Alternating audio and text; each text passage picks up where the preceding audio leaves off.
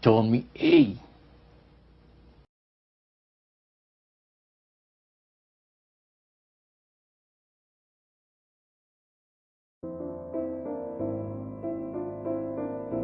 welcome to the BDRP Late Show. This series called Unfiltered has Dave Roach, the Red Pill Preacher, and D-Dawes from Ardmore, Oklahoma. And it's great. Everything about it's great. They're telling you the truth that everybody else is afraid to tell. That's why I like these guys. And they make it themselves put in a jam by doing it, but they don't care. Just like I don't care. I don't care if I get put in a jam. They're trying to convict me of things that they're having to make new laws up to convict me.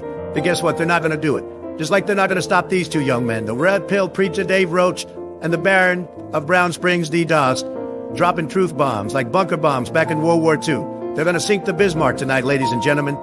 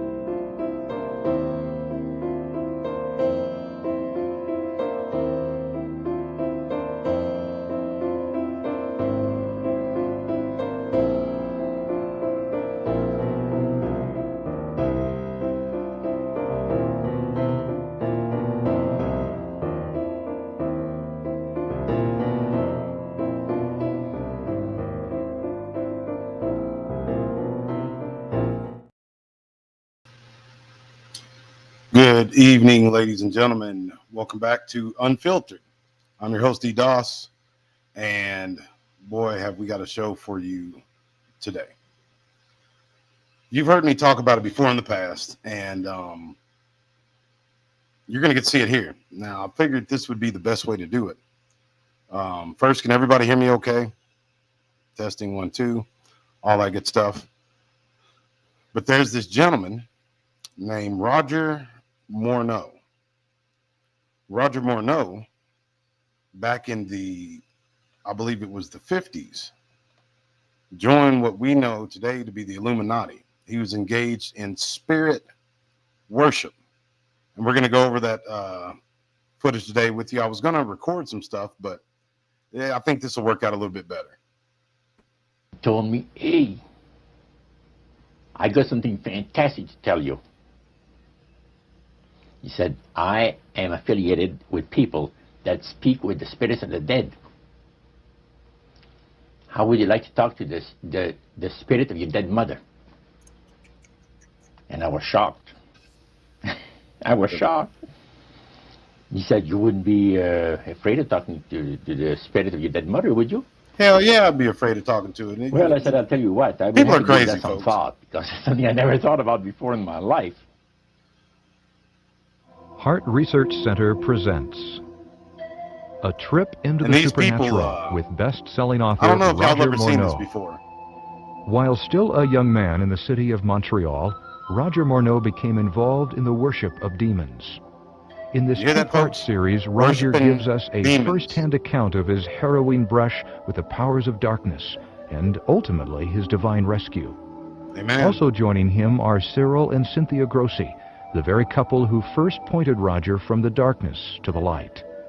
Conducting this exclusive interview are Dan and Karen Houghton of How do you Heart want it? I'm Research sure you don't Center. want to see my face bigger Let's than now anything join the else, right? Houghtons and Roger Morneau as we together enter part First time one I've done this in a good of long a trip while. into the I supernatural. like it better that way.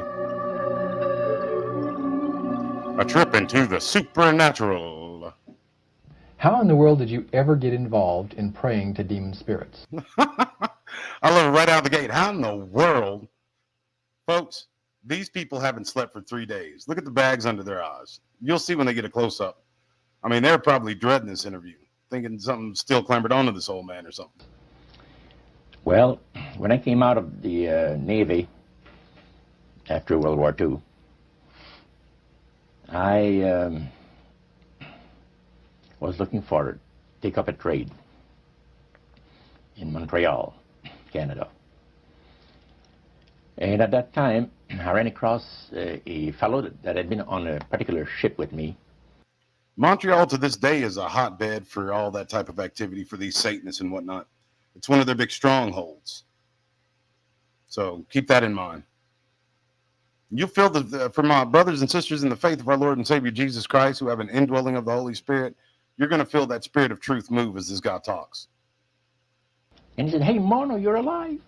How nice to meet you." He says, "Let's have dinner tonight." I said to my boss, "Can I have the evening off?" Because I was the assistant to the Windsor bowling alleys and billiard. You know, it's the high-class place in Montreal where all the dress manufacturing people go and relax. So I got the evening Can everybody hear okay? We went out and had dinner. He told Drop me, a one in the "Hey, chat if you want me to adjust the volume at all. I got something fantastic to Drop tell a you." two if you can hear it all right. He said, "I am affiliated with people that speak with the spirits of the dead. How would you like to talk to the spirit of your dead mother?" Hell no. And I was shocked. I was shocked. He said, "You wouldn't be afraid of talking to the spirit of your dead mother, would you?" Well, I said, "I'll tell you what, I would have to give that some thought, because I never thought about it before in my life." Yeah, I'd have to definitely Most give of that us some probably thought. haven't. A little afraid of something like that. Well, he says, you know, it's written all over your face. You're afraid of going to a seance. But he says, "I know you. You're going to come." And then he started telling me how brave I was when I was aboard ship, you know, different things. He says, "You're not the same man. You've changed. You're See how that works, folks? That's all I needed." You hear what his friend told him. He said, "Oh, you're not the same man you were on that ship during World War II. You've changed. You've become a coward because you won't come put your hands to this demonic bullshit with me," you see. Folks, don't let nobody flim-flam you into going and messing around with these. It's not a game. It's not playtime, which you're going to hear here in a second. To hear. I said, "When do we go to a seance?" So one Saturday evening, we were in the place. It was a... Folks, I have to give a moment's pause because A&B Automotive Detail, folks, that's A&B Automotive Detail. If you need your car detailed, if you've been like me, you go to the woods, you get in the truck with muddy shoes on, you got mud all over the place, that's going to be there for weeks unless you get it detailed. You're not going to do it yourself. Let's face it, you're working 40 hours a week. You need to go to A&B Automotive Detail. That's right, folks, A&B Automotive Detail. Check your local listings for their station. First time, very beautiful place, a medium, was a lady. She had a gorgeous new home in Montreal. And there were about 20 invited guests there, which I was one of them. And she communicated with the spirits for different people there, and telling them what the spirit said. And then there was one lady that had been talking almost continually before the seance started. Running that flipper and she lip. didn't believe in the dead appearing and all of this and all that. And she said, "Well, I would have to see my dead sister," she says, "to believe it." So while this the seance was going, one man said, "I would like to talk to my friend that died 6 months ago, but I don't want him to appear. Just want to talk to him." Because he says, "I don't trust you talking to my friend for me." He said, I want to talk to my friend that passed away, but I don't want him to appear. I ain't trying to see no spooky stuff like that. Just, gone on ahead. You could talk to him for me, but I don't want to see nothing like that. Folks, it's cuckoo. Leave that junk alone. Medium and people with the spirit box and EVP meters. You ain't helping nobody cross over to nothing. This man's about to tell you point blank what's going on. He's about to give you game, as the guys would say nowadays, the kids. But the medium says, "Let me inquire of the spirit." Yeah, the spirit will talk with you. And that big masculine voice was heard in the place. It says, "Hi, Frank. It's nice of you to ask for me to talk with you."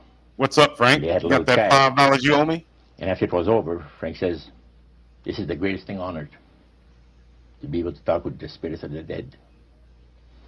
Then the medium said, we have a very special surprise tonight for you people.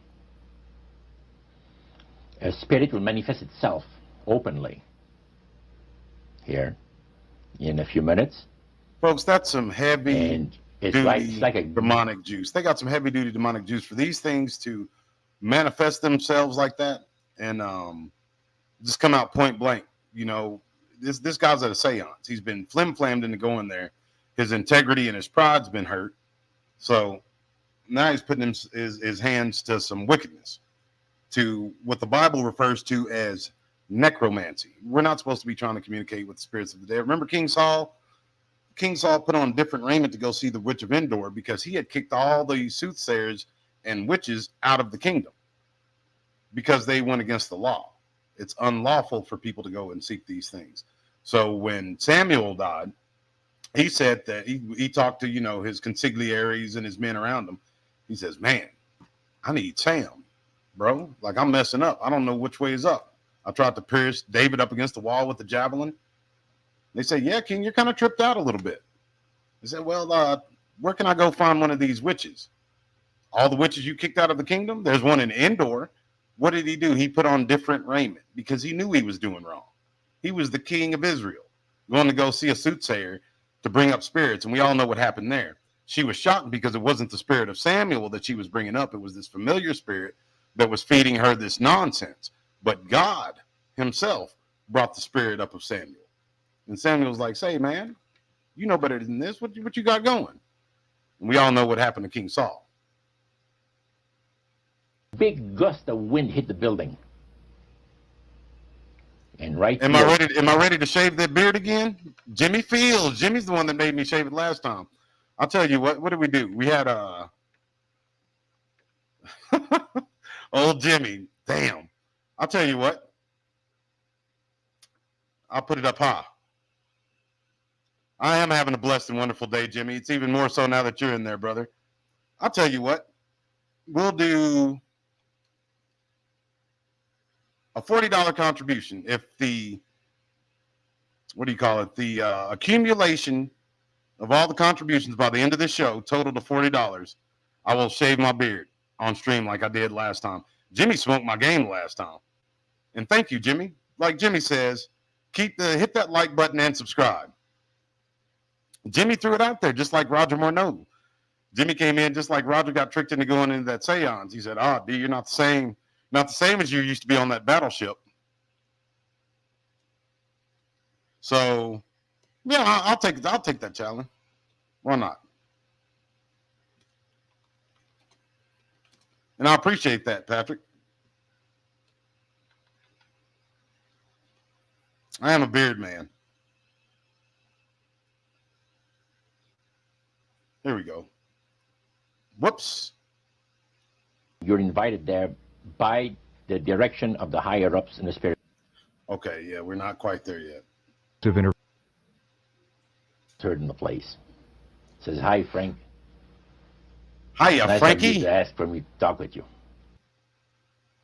Frank's buddy said, no, I don't want to see him. The I medium don't want to see him. was a lady. She had a gorgeous new home in Montreal. Dadgummit. Sorry, there were folks. about 20 invited It's guests Jimmy's there. fault. Wonderful to have asked for me. And Mary fainted and fell right off her chair on the floor. And a couple of guys jumped up and picked her up, and spirit gone. He's going to let me was make the it this beginning time. of it. That's how you got into it. Yeah, that's the way I got into it. After a while, you see, there's something interesting about the human mind. You can adjust to an awful lot of stuff. You can adjust to a lot of things that would terrify you to begin with. After a while, they become common and ordinary. So you mean... Could y'all hear what he said? For those who are wondering how people like myself, how we go into the woods for so long, for so many years, and have multiple encounters. I remember years ago, there were people saying that there's no such thing as folks who have multiple encounters. That's how. After a while, your mind, because it's a trauma that you're going through, and your mind breaks through that trauma, and after a while, you seek it. You seek that thing because it's different than what you'll usually get. You don't run into Bigfoot or Dogman every single day. No, you're good, Jimmy Fields. Your presence and Contact with the supernatural your can fellowship's good become enough for me. commonplace and ordinary and doesn't bother anybody. Yeah, In other words, the more that you do it, you're not uncomfortable. That's it's right. just not an uneasy feeling. yeah. So But how did then- you feel about it? Then I after got that? into a secret society that worshiped the spirits, you see. Well, now how is that different from the seance, Roger? Y'all see that? They adjusted It themselves in happened the seat that, when he said he got in that secret society. The seance are not involving in many ways. But when you get into a secret society of spirit worshippers, then, and especially when you're invited there by the direction of the higher ups in the spirit world, you never get out of there alive. Mm. And it's exactly what my friend and I were up against. We didn't know anything about it. Y'all hear that? Higher ups in the spirit And, world. We fight not against flesh and blood, There was but against a principalities, very, powers, very spiritual popular- wickedness in high places, and the rulers of the darkness of this world. You've heard me say before, those are spiritual rankings. You heard this man just say it who was a part of spirit worship. That's just what it is. And the Bible states it plainly in Ephesians 6 that these spirits have levels. It's like a military. Big band leader. Jazz musician? band, yeah. Very famous. He played a lot in Montreal, Canada. Band. From my research in this jazz musician that he's talking about is Miles Davis. If you look at him being in Montreal post World War II and jazz musicians, he said big band leader. He was a band leader. Miles Davis is the only one who fits this criteria. Then you start looking into Miles Davis himself as an individual, and you'll see he was the one that led this man into the upper echelons of spirit worship. Over the big cities. And one night we went to one of these seances, and he was with his wife. Now the spirits had told him what to do. Spirit told him, there's two of these guys, give the names, and your wife will want to talk, we'll make it so that your wife will want to talk to the medium when you say that you want to go home because you're tired. As soon as you see that these guys are starting to want to leave, then leave with them at the same time. And as you get outdoors, you ask them if they're driving. They'll say, no, they're going to take the tramway a couple blocks away. Well, you invite them to get in your car with you, and that you will take them to a fancy restaurant and treat them to some good food and talk about the merchant navy. And that's what the guy did. And there we were in this plush restaurant, pulled into a little alley, and I can still see it like it was yesterday. Just enough room to pass the car, back alley, that happened to give on a restaurant that was on St. Catharines Street, which is the main street of Montreal. And that was quite an evening. So, Roger, you're at this restaurant. What happened? Well, after we were seated, Some bullshit. in entering there, the place was just full. Pardon my packed language, tight. folks, but I mean, There this was is a couple of craziness. to me. table against Like the wall that this would have, had a if this was reservation old sign on it. Barron, if this was your boy D-Doss, the story would have been over with about 15 minutes ago. As soon as they start talking about, oh, would you like to speak to the dead spirit of your mother? Nope. Goodbye. Beat it, creep. Get lost. No, I'm not talking no dead spirits. What's wrong with you? And the owner of the place recognized the band leader and came and said, good evening, and you gentlemen want a table. So you're one of the reserve people. So we sat there, and we had our favorite alcoholic beverages, you know. And you're sipping on as some we Patron? talk, the band leader says, how long have you fellas been involved with sorcery? Hmm. And he chopped us a little bit, and I said, exactly what do you mean? Just like I Well, said, you boy, know. it's sorcery. What you people are doing, talking to the supposed spirits of the dead. He says, this is silly. And this man had been at the seance with you, Yeah, oh yeah. and he's telling you that it's silly what you've just done. See, Miles Davis was laying it on him. He was giving him game. He was saying, look, you ain't talking to no spirits of deceased loved ones. You're talking to demons. I'm not going to play them games with you. I'll take my wife there. We can play pretend. You know, she can play pretend that she's talking to whoever. But I know what's up. I'm talking to the big boys. I'm going to these places and I'm saying these spirits by name. I mean, he hips them. He lets them know everything that's going on with this spirit worship right off the rip. See, my wife, he says, goes to these seances because she gets comfort and she gets something good out of it, good feeling out of it. And she lives for what the spirits, are going to see that the future is going to be like. To me, he says, I can't bother with this stuff. He says, I want power. I go right to the source of power. Mm. And he says, how do you think that I became famous the way that I am? Well, I said, you must have had some good luck. Well, he says, there's no such thing as good luck. You see that? You hear me say that all the time, folks. Red team believes it too because it's the truth of the matter. There's no such thing as luck, happenstance, chance. All that stuff is just words people make up. You have some power working for you, and you have some power working against you. Both are true. He says there's either some power working for you somewhere, or you don't get ahead in this world. Not in my type of occupation. I don't think in any occupation. So it went from there. We got talking about spirit worship. Did it intrigue you? Or did it make you want? I'm sorry. This husband and wife look stoned with the bejesus belt. I know they're brothers and sisters in the faith, but it looked like they got a little bit of green medicine in them. That's all I'm saying. To find out And I'm not criticizing. I'm just saying, just pointing out the obvious. more about what exactly he was talking about? Yeah. So he said the supposed spirits of the dead that you're talking with are demon spirits. They're fallen angels. They're beautiful beings. Just set it out, just like Oh, that. Yeah, just It told didn't them make straight you out. uneasy when he said they were Well, demon it shocked you a little bit, something that you first hear mentioned to you. Look at her. He said, you guys have got a great future ahead of you. Because we've been told, the high priest of our society, secret society, has been told that the master has very special plans for you too. Now, Ooh, what did that's he spooky, mean by the spooky. master? Satan. Damn. And we were interested to hear more about it. Folks, could you imagine? And he told us, he says, look, we worship spirits. We worship. Yeah, I mean, life for you. Honestly, I'm just, Uncle D. I'm going to call it like I see it. I'm going to give it to you, no sugar, no cream. They either been up for 3 days or they had a little taste. I mean, I don't blame them. Listen to what this man's saying. He's talking some wild stuff. His husband probably said, honey, let's go on ahead and take a taste of this green medicine before we go talk to Mr. Morneau, because he's talking about worshiping spirits and the devil and all that stuff.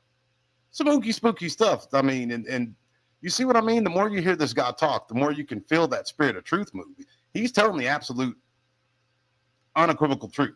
Everything he's saying, I believe that he experienced. Worship Lucifer and all his angels. They're just as beautiful as they did before they were cast out of heaven. Mm. He says there was a misunderstanding in the whole thing. He says among the inhabitants of the galaxies. And he says our master was misunderstood. You hear that rhetoric? Oh, there was just a big misunderstanding. Things got jostled around. There was a lot going on. And the great master was misunderstood, you see. Satan was misunderstood. He didn't want to rebel against heaven. That's silly. But he was cast out and he had to deal with the cards that he was dealt. That's crazy talk. That's what I'm telling you. The Bible says, Lord, save us from these strange children. This is the stuff they convince themselves of, brothers and sisters. Oh, it was some big misunderstanding. Duh. Sorry. And God did not bear with him like he does with people that make mistakes today. So we're in a warfare, good against evil. And we happen to be the evil ones, but we're not that bad. He says, I look at this business between the forces of good and evil. He says, you believe in one person believes in God, and everyone believes in Lucifer. It's like politics. So the great controversy is real. And you've heard someone talk about it that's on the other side. And to these people, they are sold to the fact that Christ will not return to this planet with power and great glory. Did you hear that? He's going to abdicate all claims to the planet. Because that's another hook in their jaws, folks. The Satanists believe that Jesus is not coming back.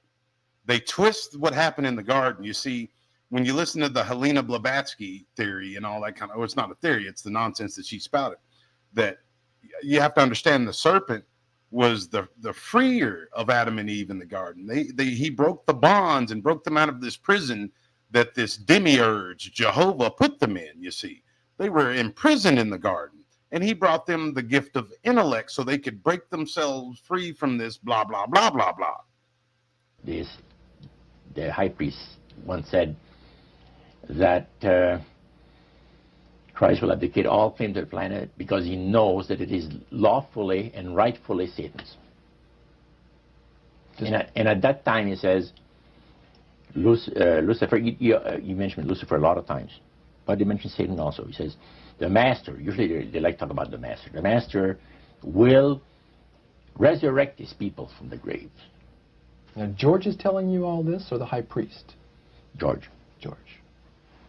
Okay, when the evening wound down, and you're putting a cap on all that, you guys had consumed some alcohol. Yeah. And did you feel like that there was kind of a one-shot deal? You didn't know if it ever happened again? What happened after that? He said, no. I said, listen, guys.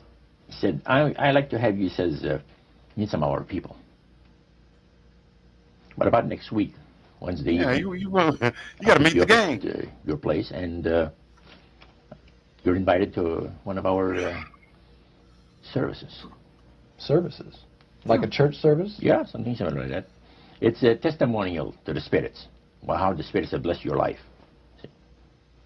So, when we left there, I said to myself, this guy is half drunk. I'm not going to hear from him again, you know. But it was true. Wednesday night came, he was there with his big Lincoln, step in, and we went to one of the most beautiful area of Montreal. And the place was a mansion. Now, a mansion is usually very large. We'll call this a small mansion. It was beautiful. Most beautiful place. Yeah. Roger, your friend George took you and Roland to this mansion where people worshipped the demons. Mm-hmm. What was it like there? What kind of people were there? Well, it was a big surprise for me. This next part, folks, this is probably to me, personally, this is the craziest and most revealing part of this entire interview. I'll go for as long as you want me to. The interview's long. It's like 3 hours. We can bust it up in 3 parts. We can take a break and come back later. I'm going to leave that to you guys. But to me, the most important part is coming up. As I kind of made up in my mind an idea that they were going to be rough-looking characters. But as we entered the place, I was amazed to see that they were all very well-dressed, well-mannered, and that a lot of the people, as we were being introduced to people, were professionals, doctors, attorneys, a lot of business people. And see what they had a praise session to the gods, which is the spirit counselors, which are in charge of legions of spirits, of demon spirits. And they talk about what the Lord of their lives has done for them, because they call on particular spirits, like the god Nehushtan, which you read in 2 King about. The Israelites worshipped the golden serpent that Moses had made. Mm-hmm. Well, behind the spirit worship, behind that, they were worshiping the serpent. They were actually worshiping this spirit Nehushtan. Y'all heard that right? This man engaged in the worship of these spirits, and just like it said in the Bible. And it's funny, it's the children of Israel, like it always is. That's the thing about our people.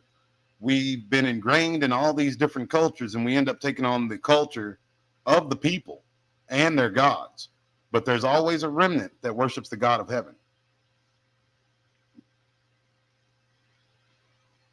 And so you remember when Moses, and it's almost like an action movie, when God sent those fiery seraphim upon his people, because they were always doing some stupid stuff like against Moses, and Moses had to carry that staff with that Narishta, however you pronounce it, that god on it. It wasn't a god at that time. It was, well, I guess it was. It was an effigy of an angel. but they had to look upon that effigy to be saved. And instead of looking at it as God, giving them a chance, they started worshiping, of course, the image of that angel, that spirit. They're always doing some stuff they ain't got no business doing. And the same spirit in their Just like us. The priest was telling us, that the medical doctor that was telling us how he was making operations that had never been made before, because people had to be awake, have no feeling. He was able to, carry on the surgeries that had not been done before. But the spirits would give that capacity to be able to operate without people feeling any pain and things. And also without no problem with the blood, because as he would cut his incision, because incisions, everything open and with no blood running. So he could do the work that has not been done before. So. Now, I recall reading in your book that at this praise worship service they had hymns. Why would they sing hymns in a demon worship? Yeah, this was kind of a big surprise to me when that took place.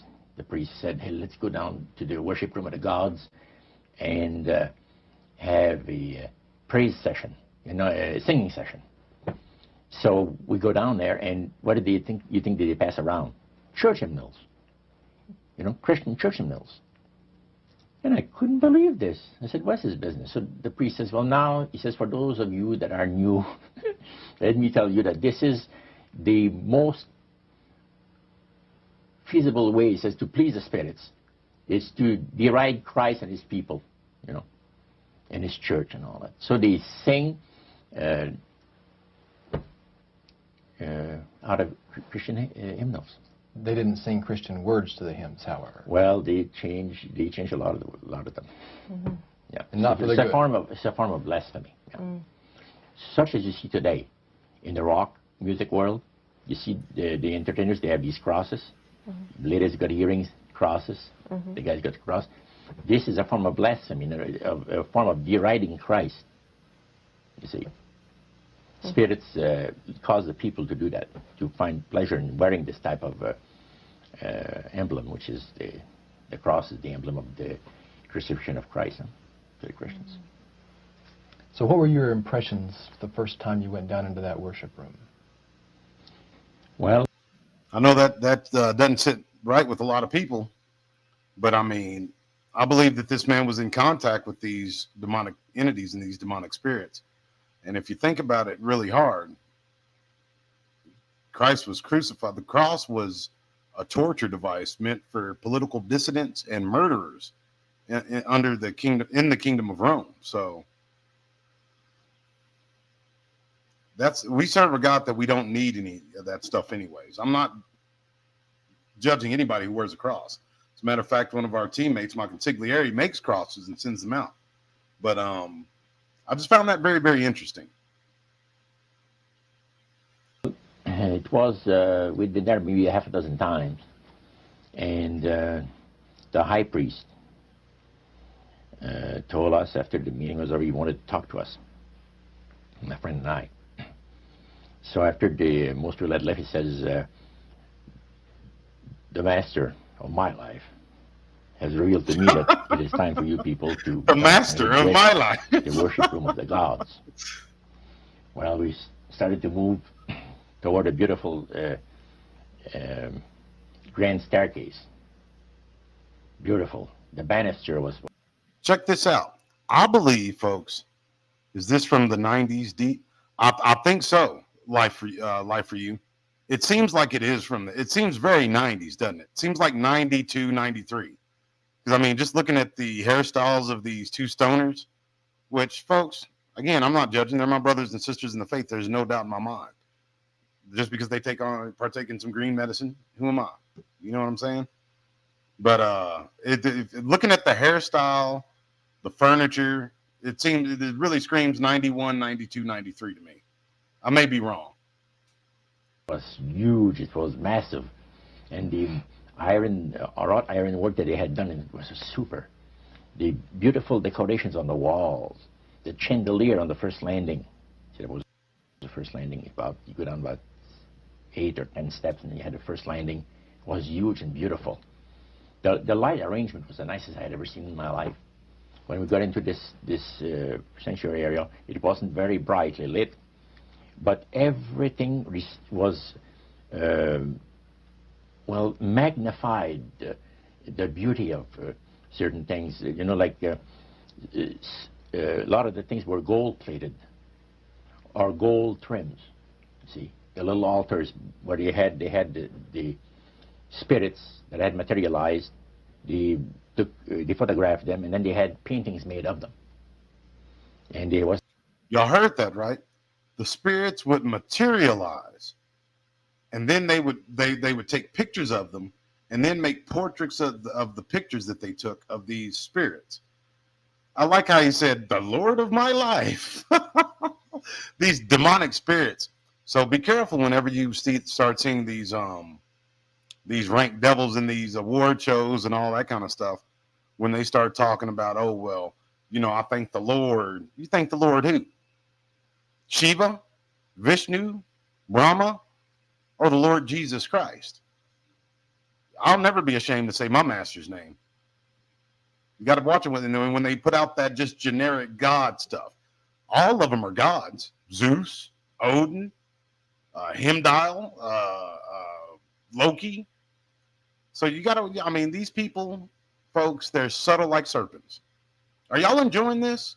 Y'all want me to keep going? I think we're what, almost an hour into it? Drop a 1 if you'd like to continue, if you're enjoying this. And this will be something, I mean, if y'all want, I'll do more of. I know this is something that I've been wanting y'all to watch for a long time. And I'm sorry I'm talking over it so much, but you have to, or they'll give me a copyright strike.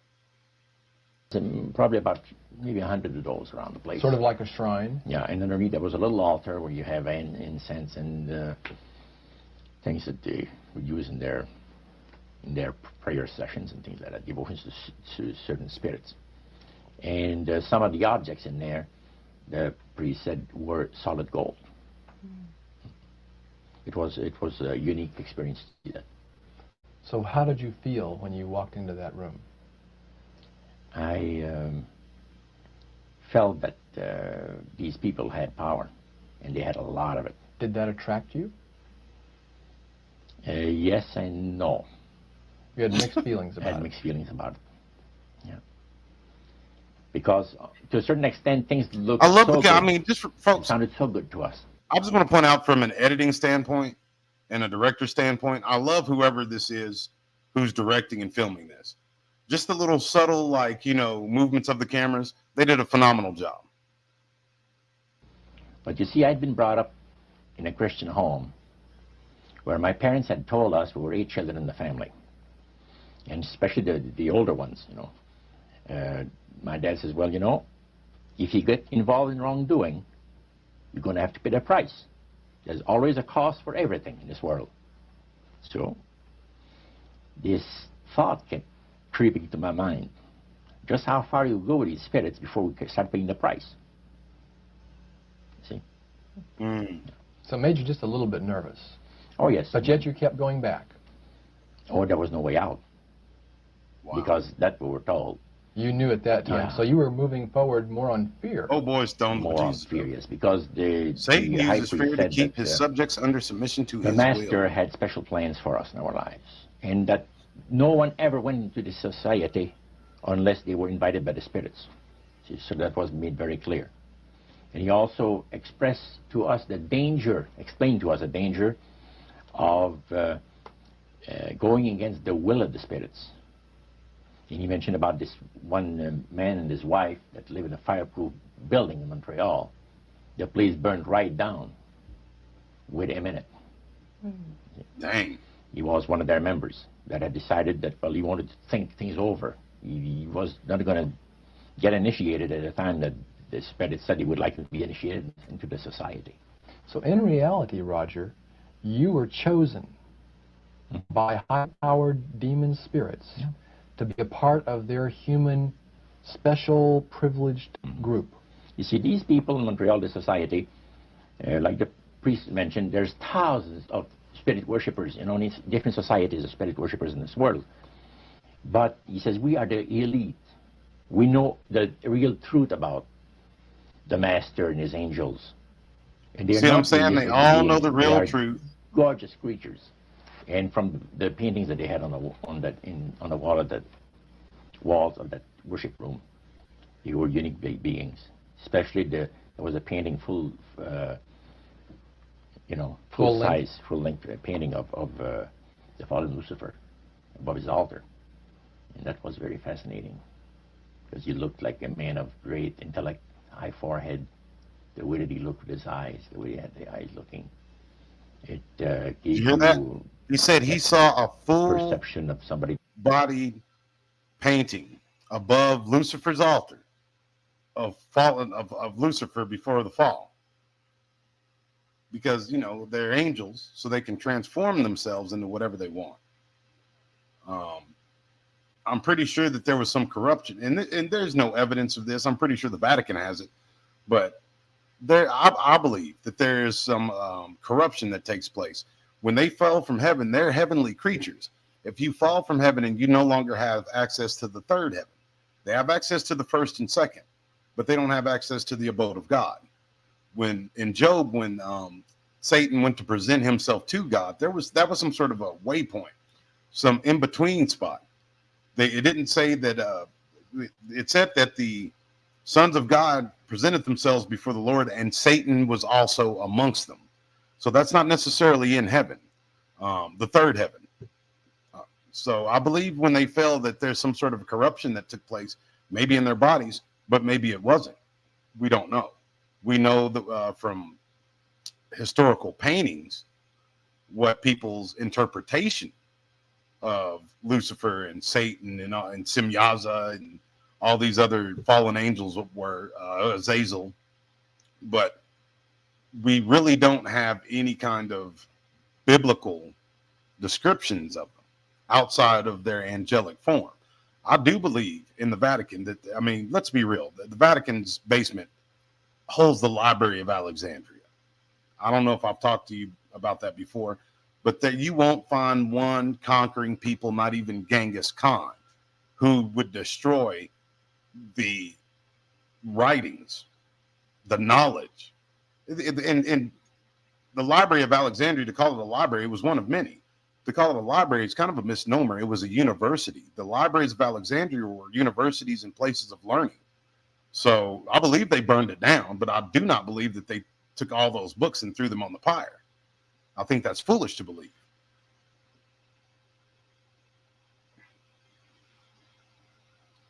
Hey, D, check this rabbit hole out. It is very, very knowledgeable and I will. Powerful, yeah. So Roger, this high priest that you talked about, he is the one that ushered you down into the worship room. Mm. Was he also the one that led out in the praise sessions that you talked about? Yes, and he had an assistant also, another priest. Okay. Now, when you would go to these praise sessions, what kinds of things happen? How much do you want to bet these priests of these wicked spirits have a bunch of this stuff, have a bunch of this knowledge like we're talking about? Is that glare bothering y'all? This is bothering the hell out of me. I got to position my big peanut head just the right way. But I guarantee you these high priests and these assistant priests that he's talking about, they have that knowledge. There's no doubt in my mind. And we'll get into that on another episode of Disputed, Unfiltered Disputed. Almost said undisputed, but unfiltered, if y'all want.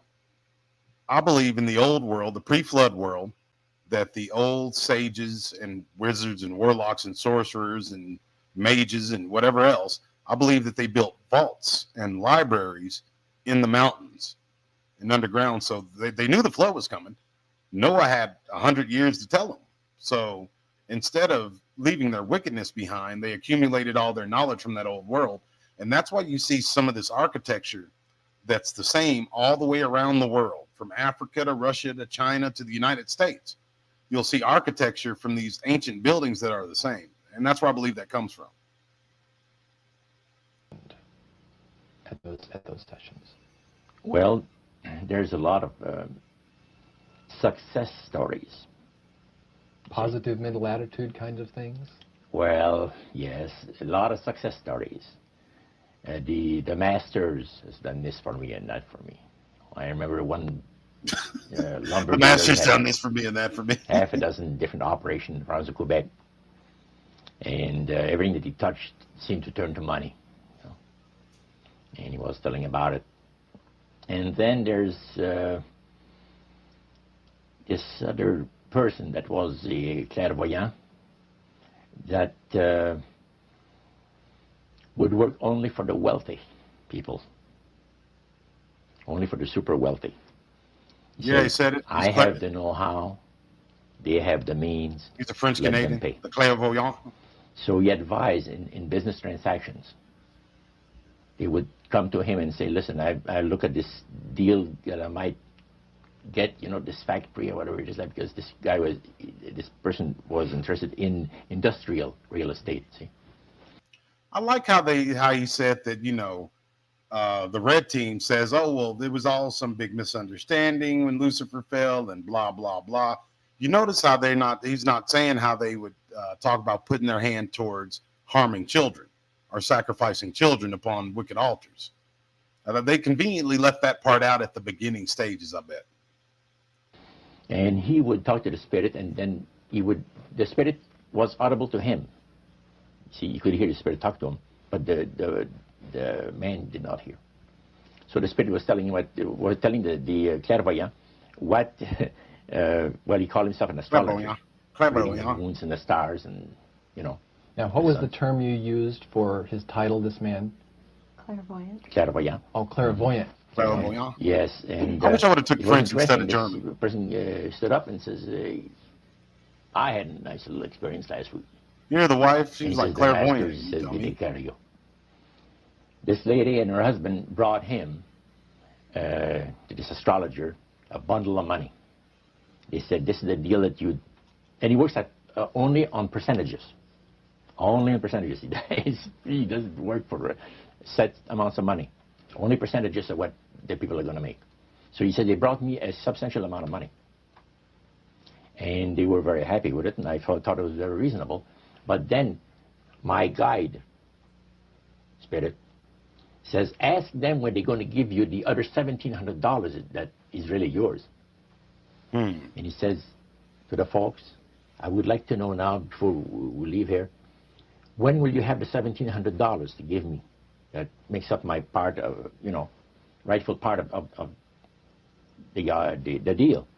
The wife fainted, and the husband said, the wife fainted. We'll have the money for you within 24 hours.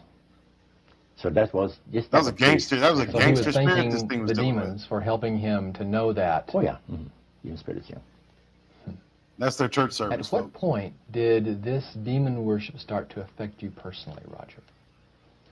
Well, it wasn't too long that the priest mentioned to us that the time had arrived for us to start trusting the spirits and give the spirits a chance to work for us. And there was a number of gifts that you could choose from. That's crazy. You see. And it's so subtle and wicked the way it works. Give them a chance. I used to go to horses, some. Not knowledgeable at all. I used to go to those bookies, with the horse every so often. But I said, hey, I would like to be able to, for the spirit to instruct me on the numbers and the name of the horses that's going to win, at Belmont or some other racetracks like that. Make myself a little money. So the priest says it'll be given you. And sure enough, one night That's crazy, folks. Like, we trust the Lord to have our best interests at heart, regardless whether He prospers us monetarily or not. He keeps us well. He keeps us out of danger. And He gives us our free will. These people's free will are slowly being taken away to the point where they're giving it away. Think about it. This is over a short period of time. This priest, they're not coming to him with teeth falling out of their head and one eye and old musty robes on. He said these were people in the highest echelon of Montreal coming to him with all sorts of, hey, give them a chance to work for you. You can choose from all these gifts. They want to help you. You need money? Do you need contracts fulfilled? Let them work for you. That's what they're here for. They're here for you, buddy. They want to see you make it. It's very seductive. That's another reason I wanted y'all to watch this. This guy, He should be taught in Bible school. I think this guy should. I mean, this whole program that right here, it explains a lot about what the red team is doing to their captains in the physical world, how they're getting their power and whatnot. And he's giving us inside baseball. Hit a like on this video, share it while it's live so some of your friends can come in and join us. Click the bell, subscribe, make a contribution, all that great stuff. Y'all are fantastic. I got the best audience on YouTube. Whether I fell into a trance or dreamed the thing, I don't know exactly what happened, but I saw 3 races that were really going to pay big. And these horses were dummies, so to speak. You know what I mean? They were not really good horses. They were like the one horse paid 21 to 1 because he was that poor, right? The chance of winning was so poor that they paid 21 to 1 on him. And it showed me that I saw the board at the bouquet and the number on it. And I went there, and they said it was going to be on Saturday. That was like on Wednesday. A few days later, it was Saturday. I went there, and sure enough, there they were on the boards. I went to the wicket and handed some money and got myself a winner. Now I said, well, I'm a little crazy. I ought to put more money on there, so I put $20 onto the next horse. Mind you, this is the 1950s. $20 is big money. So you know, look at that dude, stone of a Jesus belt. Maybe $400 or $500 in my hands, and I started to do that. In this case, I went directly down to the finest men's shop on St. Catherine Street, and bought myself a $200 suit. And in 1946, a $200 suit was 1946. That was 46 people used to work at the RCA Victor, where I had worked before I went to the Navy for $18 a week. And these bond $200 earners for $75 to $50 to $75 per week, for labor. So the demon spirits looked on you so favorably, they began to help you win in your gambling. Then I went to other bookies, you see.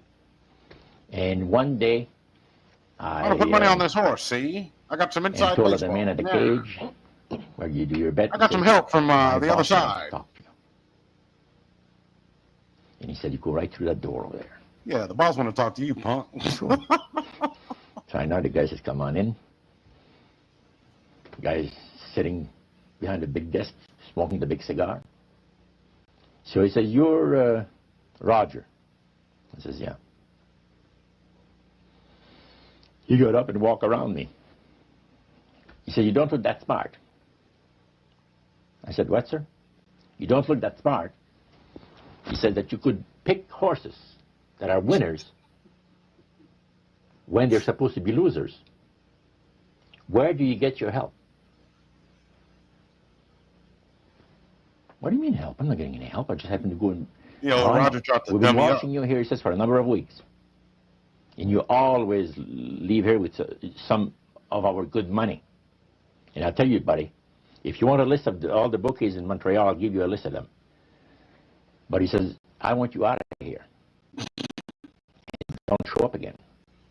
Or else. Because somebody's going to put... You know what I mean? I said, okay, sir, I'll be back again. So even with the spirit's help, it was tough. Yeah. What stuff you going to shoot? Yeah, it's tough. Spirits are telling him. All right, that's a good place to stop it, folks. Y'all want me to keep going? We're at our hour. I can come back a little bit later on tonight. Let y'all go get y'all some supper. It's about supper time, isn't it? This has been pretty fun. I think it's probably been funner for me than it has been for y'all. This is what I do when I'm by myself watching this kind of stuff anyways. But, yeah, think about it. That book, he's probably from the first time he won. This is 1946, 1948. That's big money back in those days when people are making $17 a week, and that's considered big money. And this fool's walking out of there with $400 and $500 betting on bums and tomato cans to win races. He's lucky he didn't get whooped.